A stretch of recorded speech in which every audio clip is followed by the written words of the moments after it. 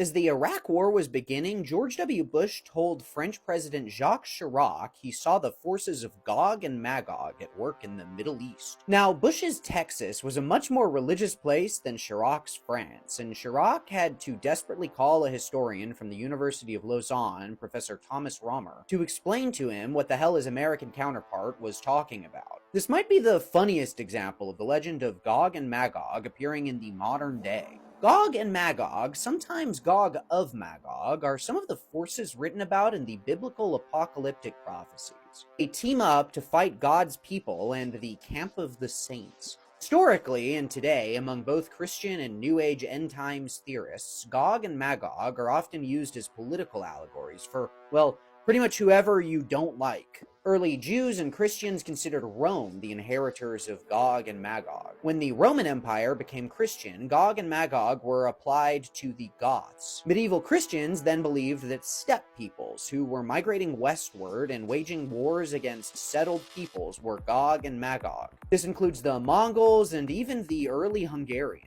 Because of medieval literature such as the Alexander romances, which depict Alexander the Great as having walled off Gog and Magog behind a mountain range, this association with Eurasia stuck. Russia was, for a long time, associated with Gog and Magog, both as the Russian Empire during the Napoleonic Wars and as the Soviet Union among some Western evangelicals during the Cold War.